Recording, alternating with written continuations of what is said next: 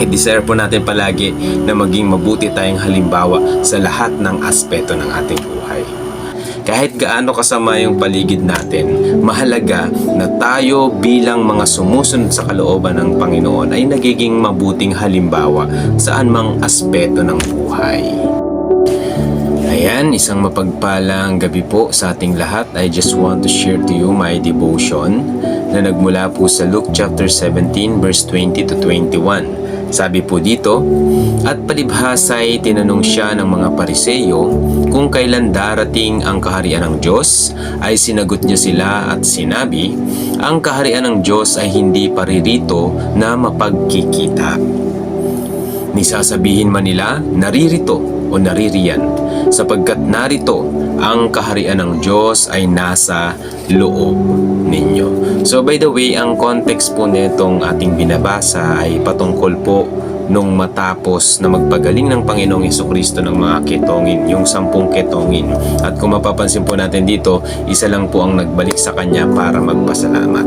So dito po sa point na to, ang pinag-uusapan po dito ay patungkol sa kaharian ng Diyos. Ang sinasabi nga dito or ang tinatanong ng mga Pariseyo, kailan daw darating ang kaharian ng Diyos? No, kaya sinagot sila ng Panginoon, ang kaharian ng Diyos ay hindi paririto na nakikita natin, no? Sapagkat ang kaharian ng Diyos ay nasa loob nyo, ibig sabihin nasa atin, nasa character, nasa attitude, nasa pamumuhay. Yan, kasi nga we are the temple of God, no?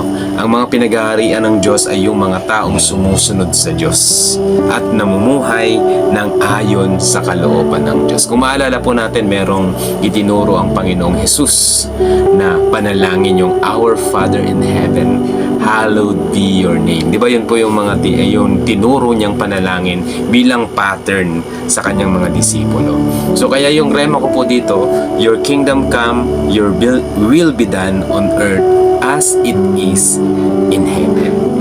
Ibig sabihin, kapag ka ang mga mananampalataya ay nakakilala talaga ng buong buo sa Panginoon, hindi mismong yung kaharian ng Diyos ang bababa sa lupa, kundi yung mga taong paghaharian ng Diyos. Ibig sabihin, ang kaharian ng Diyos ay nasa mga taong tunay na sumampalataya at nanampalataya sa Diyos. Ibig sabihin, sumunod sa kalooban ng Diyos. Kaya nga po tinawag tayong Christian because we are following the best example na ibinigay sa atin ng Panginoong Hesukristo nung siya po ay bumaba dito sa lupa at nagkatawang tao. Yun po yung purpose bakit niya po ginawa yun. Bakit niya po iniwan ang trono niya sa langit upang nang sa gayon makapamuhay dito sa lupa, pumasok ng ayon sa pamamagitan ng pagiging laman upang yung halimbawa or yung kalooban ng Ama ang siyang makita sa kanyang buhay. Yan. Kaya dito po makikita natin na ang kaharian ng Diyos ay hindi nakikita ng mata, kundi nakikita sa mga taong sumusunod sa kalooban ng Ama. Okay? So my reflection here is, sa talatang ito ipinauunawa na ang kaharian ng Diyos ay hindi bababa sa lupa, bagkus ito ay mahahayag sa buhay ng mga mananampalataya. Mga mananampalatayang tumanggap at umari sa Panginoong Hesus bilang kanilang Panginoon at sariling tagapagligtas. Ibig sabihin, they build a personal relationship to God. Kaya nga po makikita po natin dito na ang mga totoong sumusunod sa Panginoon, ang mga totoong Kristiyano, you will know them by their fruits. Yan. Dalawang klase lang naman po yan yung kung paano natin makikilala ang isang tao, kung totoo ba siya sa Diyos o hindi. Dalawang point lang po yan. By their fruits. Ano yung fruits? Yung bunga ng kanilang pamumuhay. Makikita mo how they speak, how they act, how they treat people. Yan, dyan nyo po makikita sa pamamagitan ng bunga na yan kung sino talaga yung mga sa Diyos at sa Diablo. No? It's a hard words, pero kailangan nating sabihin para maging malinaw sa atin ang lahat. Kung mapapansin din po natin sa mundo, meron ng dalawang klase ng tao, masama at mabuti. Siyempre, ang mabuti, yung mga taong sumusunod sa kalooban ng Diyos, at yung masama, sumusunod sa kalooban ng Diablo. Okay? Walang namamagitan po doon. Yung minsan mabait, minsan masama, wala pong ganun sa Biblia. Kailangan, kaya nga sinasabi rin sa revelation ng Panginoon, sabi niya, ayaw ko na maligamgam ka, gusto ko mainit ka o malamig. Yan. Ibig sabihin ng mainit, mainit sa paglilingkuran, malamig, malamig sa paglilingkuran. Wala pong maligamgam. Walang middle. Parang sa heaven and earth. No? Heaven and earth or heaven and hell. Walang namamagitan sa heaven at hell. Walang purgatory. Tandaan po natin yan. Walang purgatory. Hell and heaven lang po yan. Yan. So, dapat maunawaan po natin yung bagay na yun. So, my motivation here is we are the manifestation of the kingdom of God through our salt and light. Kaya nga sabi ng Matthew chapter 5, di ba? Be the salt and light of this world. Kahit gaano kasama yung paligid natin, mahalaga na tayo bilang mga sumusunod sa kalooban ng Panginoon ay nagiging mabuting halimbawa saan mang aspeto ng buhay. No? Kasi nga, ang sama na nga ng mundo, no?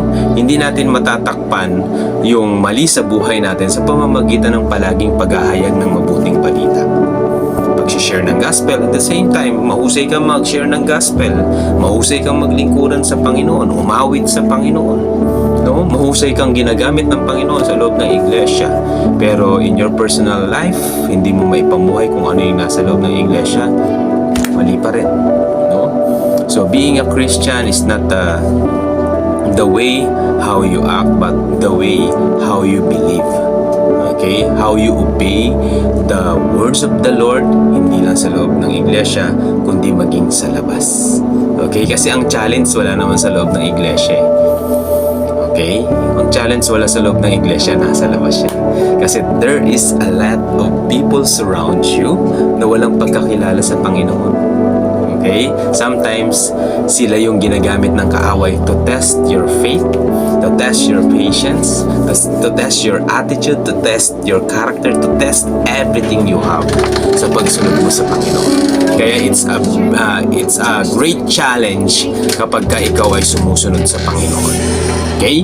So, my application here is, I will show to all people what the kingdom of God is through my obedient act to all the commandments of God, which is to love God and to love people. Kaya nga may sinasabi rin ng Panginoon, kung sinasabi nating mahal natin ang Diyos, ngunit napupuot tayo sa ating kapwa, tayo ay sinungaling. Diba? It's a hard teaching. Kung sinasabi nating mahal natin ang Diyos, pero hindi natin kayang mahalin ang ating kapwa, tayo ay sinungaling. So kaya nga kung sinasabi nating mahal natin ang Diyos, dapat mahal din natin ang ating kapwa. Okay? Kaya yung great commandments, yung the two great commandments in Matthew chapter 22, 37 to 40. Mahalin mo ang Diyos mo ng iyong buong puso, buong kaluluwa, buong lakas.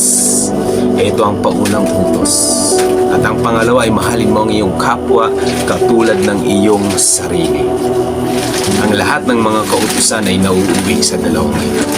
Ayan, dapat po natin maunawaan. Yun yung mga bagay na dapat natin maunawaan na kaya nakikita or nararamdaman ng mga tao na ang kaharian ng Diyos ay bumababa dahil sa mga taong mananampalataya. Tulad mo na sumusunod sa kalooban ng Diyos. Okay? No, maliwanag po sa atin yan. I-desire po natin palagi na maging mabuti tayong halimbawa sa lahat ng aspeto ng ating buhay. Don't ever compromise. Kapag kaalam nating mali, huwag nating gawin. Kapag kaalam nating tama, ipagpatuloy natin. Okay? Kaya lagi natin sinasabi, whatever you do it all for the glory of God. Because you are the manifestation of the kingdom of God which is in heaven. Okay? So yun lamang po, maligayang paglilingkod. God bless us all in Jesus' name.